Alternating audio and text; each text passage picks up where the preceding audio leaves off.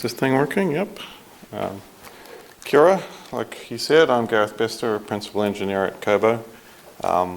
We are the non-profit behind KoboToolbox, which some of you may have been introduced to on Tuesday at Miko's workshop. Hot to go workshop, I guess that makes me hot to go. I joined Kobo last year, but I've actually been involved with KoboToolbox for a number of years prior to that. And I served on the Open Data Kit, or ODK, Technical Advisory Board for about 6 years before that. So I've been in sort of the ODK Kobo space for a long time. Prior to that, I worked at the Linux Technology Center in Portland, Oregon for about 7 years. So open source is very much in my DNA. It's what I do. Kobo is truly a global project, humanitarian focus predominantly, and we're used by some of the world's largest relief and aid organizations. I actually just recently returned from delivering a training session for 3 weeks in the South Pacific for Save the Children. They had recently decided to start an initiative to switch away from paper-based forms to using Kobo for all their data collection. Many other humanitarian organizations are already using Kobo for the majority of their field data collection, as you can kind of see. Most, roughly 98% of Kobo users just use our free servers in the US and EU, so it's all for free. Other larger organizations, like some of the ones here, have much greater requirements, and they either use our paid plans, or we even set up private servers for them. UNHCR, I think, is a private server, Save the Children. I'm not sure about some of the other ones. Kobo is, again, it's entirely free, it's open source, so there are other people out there that simply self-host it themselves on their own servers. So we don't really actually know who all is using Kobo. It's quite a few people. Kobo was founded back in around 2005 and has always been closely affiliated with the Harvard Humanitarian Initiative, where the two original founders are still resident faculty. In 2019, Kobo was established as an independent, self-sustaining nonprofit, and we are continuing to see year upon year growth and adoption. Quite recently, we hit 1 billion submissions, and we're now regularly pulling in roughly 30 million submissions a month. That's approximately 10 every second of every hour of every day. So the volume of data that Kobo is pulling in is quite astounding, actually.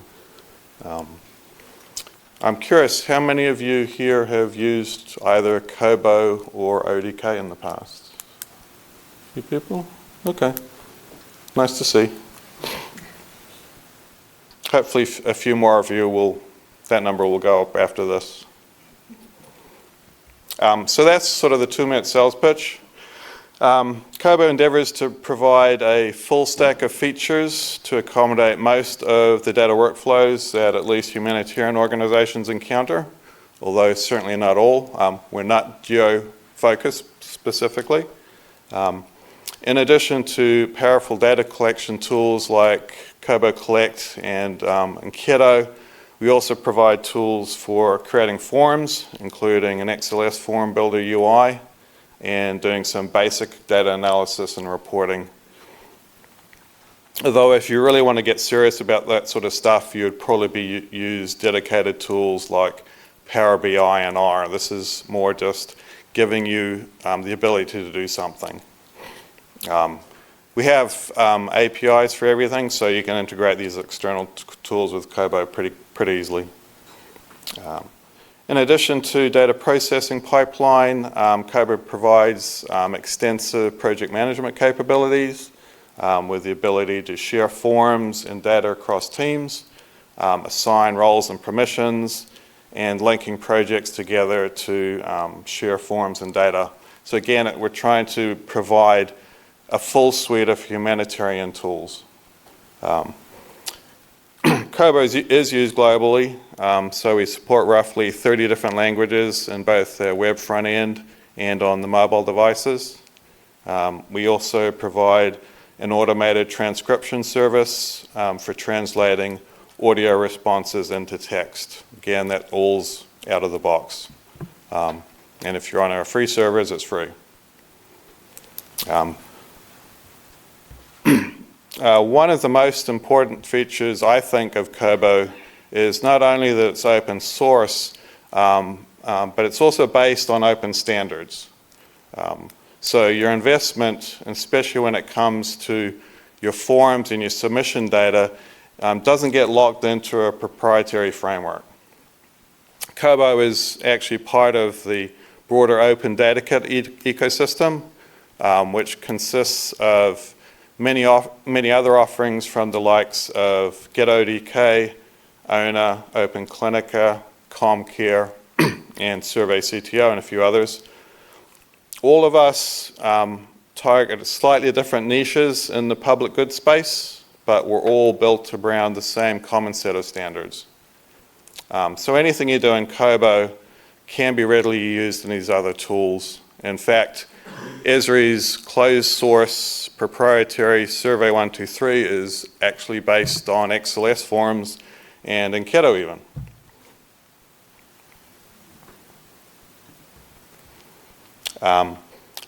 Obviously, capturing good data in the first place is perhaps the #1 priority. Keeping it safe and not losing it before you upload it is probably a close second. To that end, Kobo has invested a lot into our mobile data collection tools. We offer two solutions, Enketo, which is web-based, and Kobo Collect, which is a native Android app. Because most humanitarian organizations often work extensively in challenging and remote environments, both of these tools are designed to work offline. Although if you're like me, I don't really trust everything running in a browser. So if you know you're going to be out collecting data remotely for a few days, I'd probably recommend using Kobo Collect. In both cases though, your forms and submissions, any media attachments such as photos and audio recordings are all persisted on the device itself. So you can certainly turn off your phone and you're not going to lose any data. Additionally, there are often supplementary data sets associated with your forms. For example, a database of households to go and survey. These can also be persisted as part of the form data and used to look up stuff when you're out in the field. If you're doing mapping stuff, Kobo Collect can also be preloaded with map tiles if you want to display maps while you're offline. You can start multiple different submissions at the same time, or even have completely different forms underway at the same time. These are all persisted on the device itself and can be resumed, completed, and submitted independently of each other. No, there isn't an iOS app yet, but watch this space. I get asked that a lot. So watch this space. As I said earlier, it's not just open source that matters, but it's also the adoption of open standards whenever possible to prevent vendor lock-in, even if you're a vendor like Kobo. To that end, Kobo is fundamentally based on XLS forms, which has become sort of the de facto standard for defining forms across the entire Open Data Kit space. In fact, this is, like I said, this is the same XLS form standard used by Esri's Survey 123 and Web Designer. So conceivably, you could even adapt your forms to be converted to more proprietary tools if you so desire. Ultimately, both KoboCollect and Enketo, and in fact ODKCollect, actually consume something called an X-form. Some of you may not know that. X-forms is a W3C standard specification that was established back in 2003 for the web. This is actually an XML document, but as a consequence, both KoboCollect and Enketo support performing arbitrary XPath expressions against your entire submission data document. So you can use that to do lookups or run calculations against your previously acquired data, even from within the form. So it's actually an incredibly powerful feature, these XPath expressions. Otherwise, Kobo provides all the expected basic data types, introduced numbers, selections, a variety of custom appearances, in addition to supporting repeating groups of questions if you so desire. XLS Forms also supports the basic 2D geospatial types, points, lines, and polygons, and I'll talk about that next. While many Kobo form deployments are just basic questionnaires and surveys that don't actually contain any geospatial data, you all here probably appreciate how much richer data is when it is georeferenced. So Kobo and Open Data Kit in general have recently been investing a lot of work in geospatial and mapping capabilities of our tools, both to facilitate users enriching their data with geospatial information, but also to provide them with some level of geographical visualization of their submitted data sets. Again, KoboCollect and Enketo support the basic three geospatial types. We call them geopoints, geotraces or lines, and geoshapes or polygons. These can be acquired by a variety of means, either by using the built-in GPS capabilities of the device or permitting the user to manually identify locations on a map, or a combination of both. You can acquire lines in areas by simply walking around and having the device take periodic GPS fixes, or you can manually trigger them by, say, reaching a junction or a corner and tapping on the map. You want a new point. For point locations, you can configure a form to automatically take one upon starting the form. For example, to confirm that the form is actually being filled in on site. Or your form can also trigger additional background fixes at certain points within the form, for example, to ensure that the data collector hasn't just gone home and is filling it in from there. You can even configure it to capture a detailed audit log, tracking all the locations across the entire form filling session.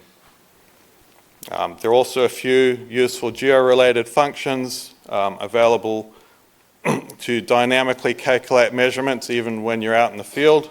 For example, distance and area. For example, you could use this to check you remain within a prescribed distance of a reference point, again, offline. I'll talk about a more advanced geofencing solution at the end. Maps. So you're all probably somewhat interested in maps. To support collecting georeferenced geospatial data, KoboCollect tries to provide a wide variety of on-device mapping options.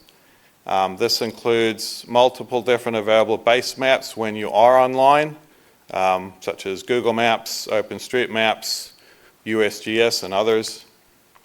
Or when you may be offline in remote areas, you can preload map tiles of your intended area onto the device to then present suitable maps where you're out in remote areas. Offline map tiles are presently only supported in Kobo Collect, not in Kiddo.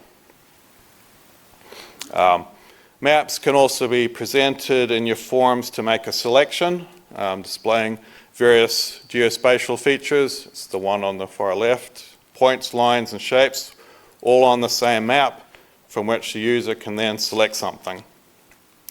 This is perhaps a more reliable means of acquiring geospatial data than simply presenting a list of possibly ambiguous location names to a respondent with no geographical context.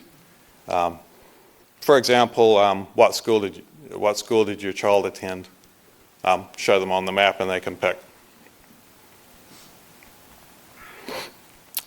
In addition to providing a fairly rich set of mapping features during data field collection, Kobo also endeavors to provide some basic geographical visualization of your required data sets. That said, we certainly don't claim to be in the same league as many of the dedicated visualization tools that are on display here at this conference. That's your thing, and you're very good at it. On the Kobo Collect mobile app, you can choose to view any previously georeferenced submissions made on that device on a map. This can perhaps be useful to see where you've already been, the state of any of those submissions, and in the case of incomplete or draft submissions, where you might have to go back and revisit. Once submitted, all georeferenced submissions can be viewed on a map, quickly showing where all your data was coming from, without having to export it into another visualization tool. Again, it's not as complete and sophisticated as some of the tools on display here, but it gets the job done.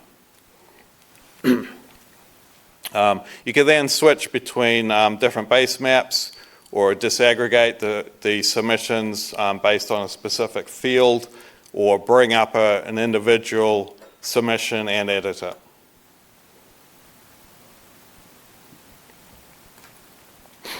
So a recent new feature of Kobo Collect and the Open Data Kit in general has been the addition of the geofence function in the mobile app. As it happens, I wrote it. So please send your cash donations to the front. I was quite proud of that.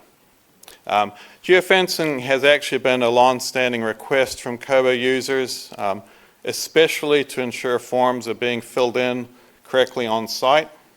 In many cases, humanitarian data collectors are just locals paid to go out and fill in forms. So data integrity is a critical issue. Although there are workarounds, for example, a simple distance function or a rectangular latitude-longitude check, those are pretty crude and imprecise.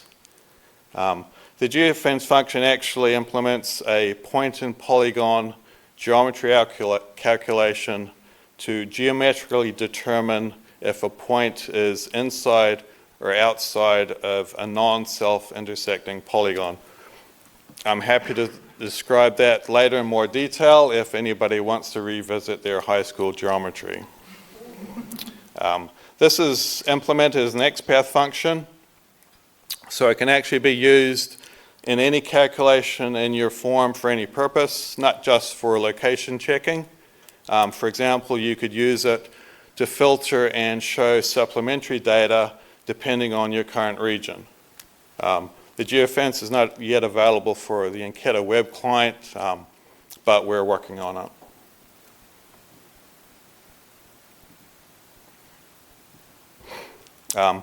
That's about all I actually wanted to cover. There is certainly a vast amount of more things about Kobo that I could talk about, such as our APIs, project management, our advanced form features. So please feel free to corner me afterwards if you have any further questions, or perhaps if they're geo-related, you can ask them here. I do encourage you to try Kobo yourself. It's free, and we have a pretty generous free tier of unlimited forums and 5,000 submissions a month. And actually, the vast majority of Kobo's users never need to go beyond that. Or we're happy to take your money and sign you up for an enterprise account, or even set up a private server if you want one.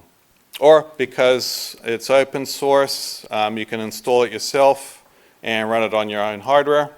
I personally like Ubuntu. So you can also find me on the Kobo forum and the ODK forum under the alias Zifware. That's me. So if there's any questions, I would be happy to answer them. Or catch me later.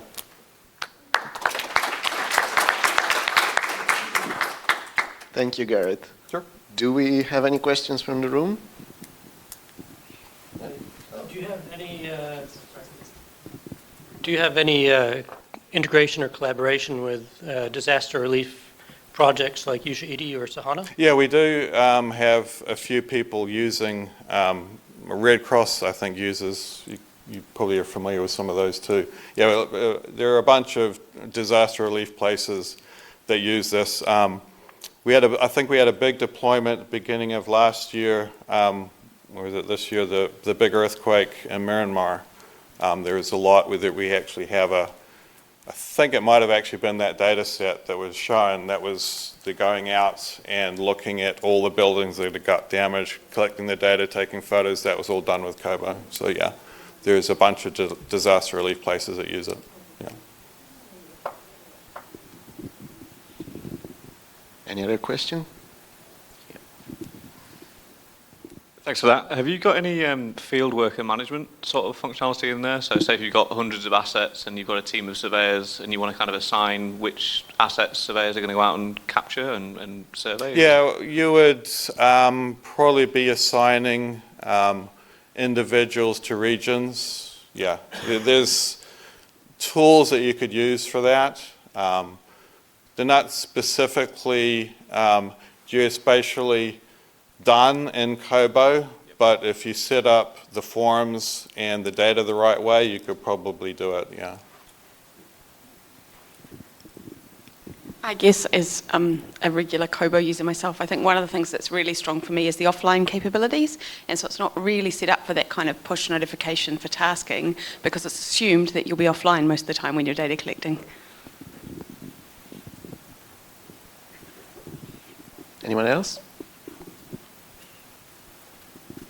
Okay, then thank you very much for your presentation. Thank you for your attention.